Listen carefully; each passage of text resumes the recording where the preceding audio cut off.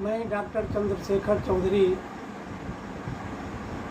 मैं अपने YouTube channel पर आपका स्वागत करता हूँ।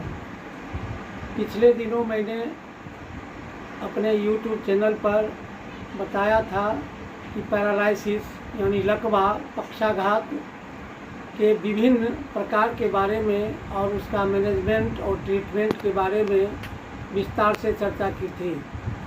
आज मैं उसके आगे पिछले दिनों जो मैंने बताया था उसके आगे की बात मैं आज बता रहा हूँ। ध्यान से सुनेंगे।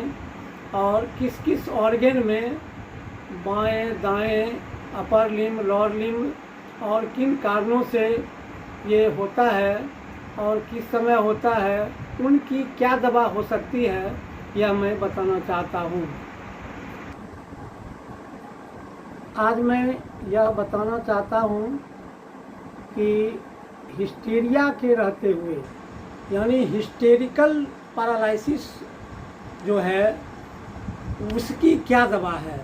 जब हिस्टीरिया हो और उसमें पैरालिसिस का अटैक हो जाए तो उसमें और हिस्टीरिया के कारण भी उसका प्रेशर माइंड पर पड़े तो उसमें कौन दवा हो सकती है।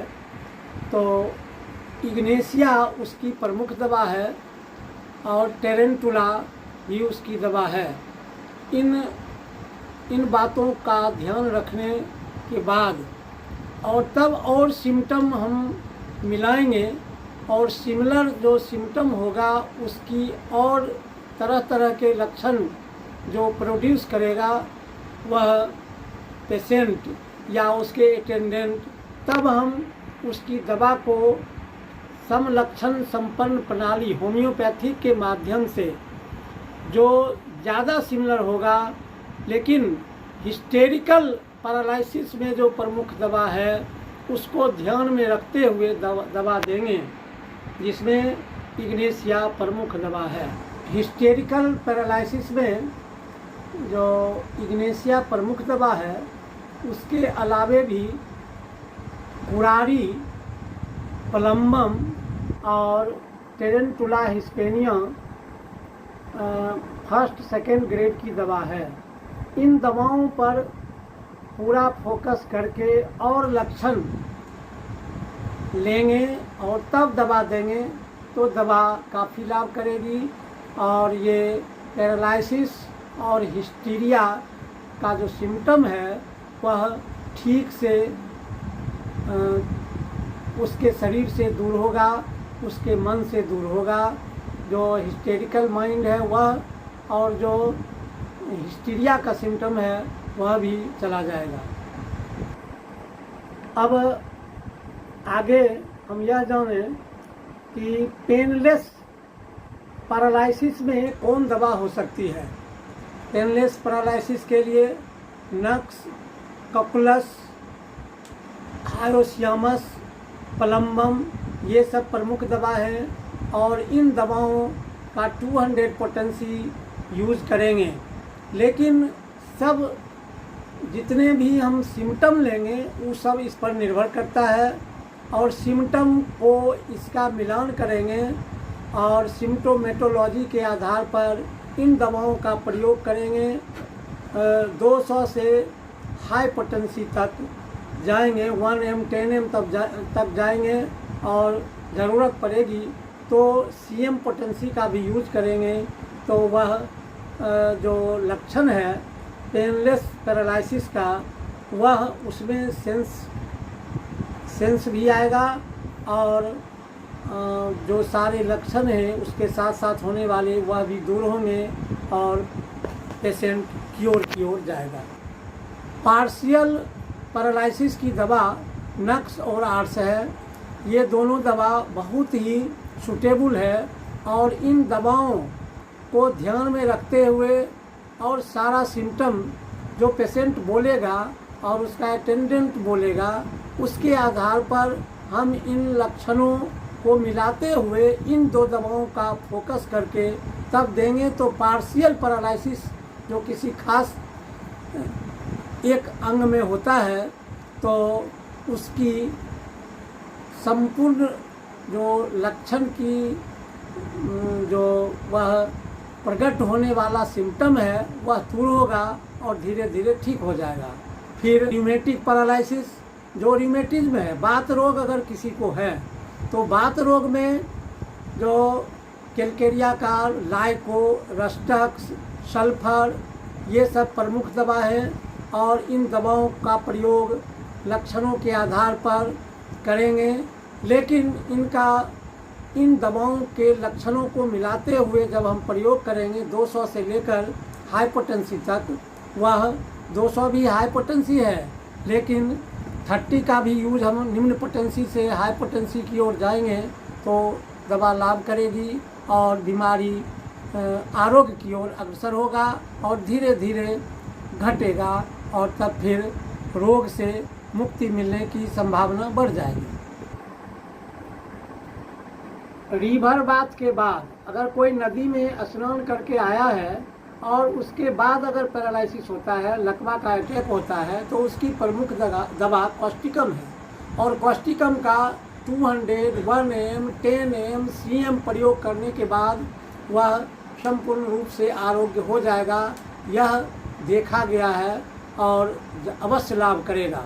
अगर किसी को सेक्सुअल एक्सेसेस के बाद, ज़्यादा सेक्सुअल परफॉर्मेंस करने के बाद ये पैरालिसिस का अटैक होता है तो उसमें जो प्रमुख दवा है वह उस ध्यान योग्य है और वह ध्यान करके देंगे तो उसमें देखेंगे कि नक्स और आर्स ये प्रमुख दवा है जिससे इनका प्रयोग करने के बाद वह अवश्य लाभ करेगा और उसका सिम्टम धीरे धीरे चला जाएगा।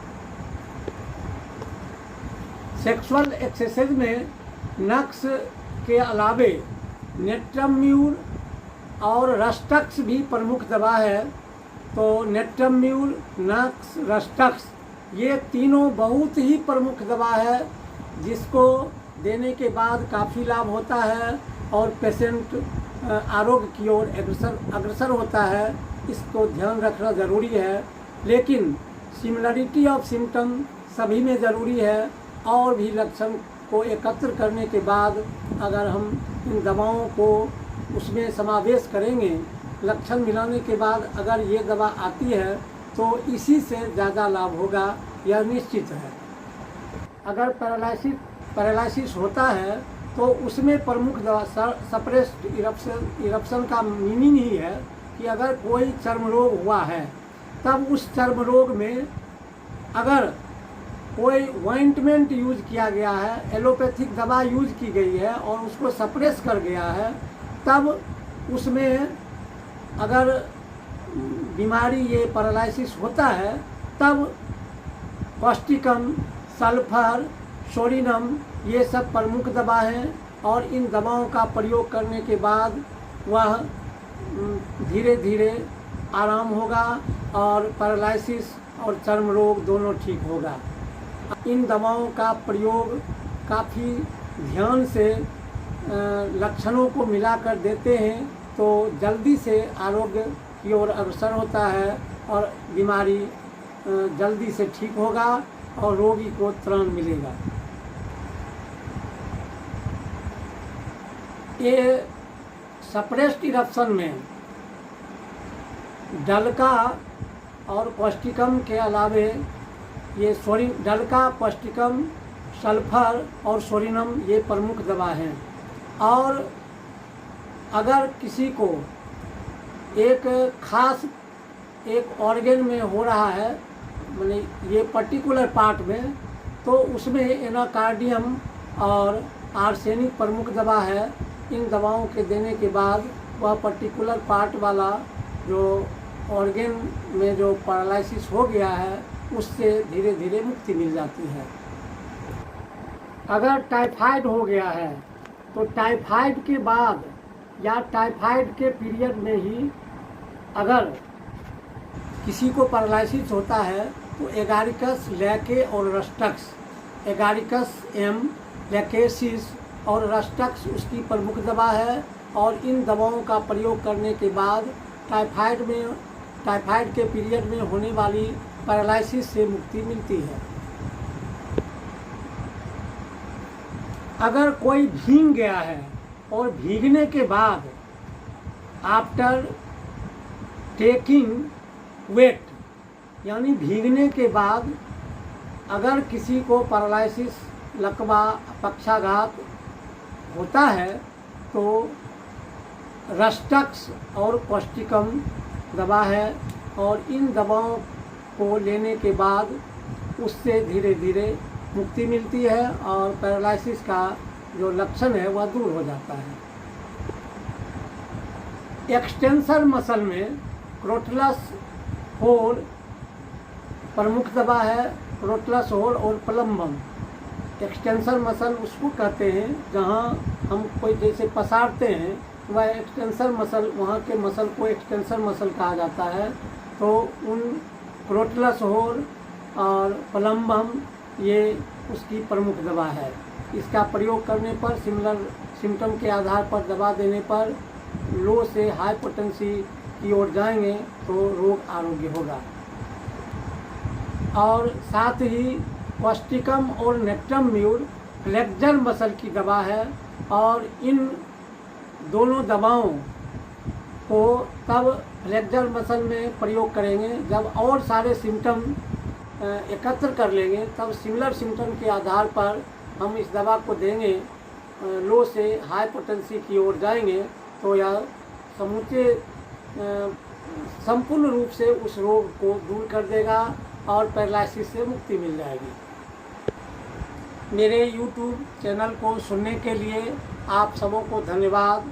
जो कोई सब्सक्राइब नहीं किए होंगे श्रोता और होम्योपैथ के लवर, वो ज़रूर सब्सक्राइब करें, लाइक करें, शेयर करें। इसलिए मैं आपको बार बार कहना चाहता हूँ कि ये पैरालिसिस और अन्य बीमारियों के बारे में जो भी कमेंट करना है वह ज़रूर करें, पूछें और जानने की कोशिश करें। और इन बातों को आप ध्यान से सुन रहे हैं, इसके लिए आपको धन्यवाद। और सभी मित्रों को इसके लिए पूरा मेरे हृदय से धन्यवाद देना चाहता हूँ। आप जो सब लोग सुनते हैं उसकी मैं भूरी भूरी प्रशंसा करता हूँ।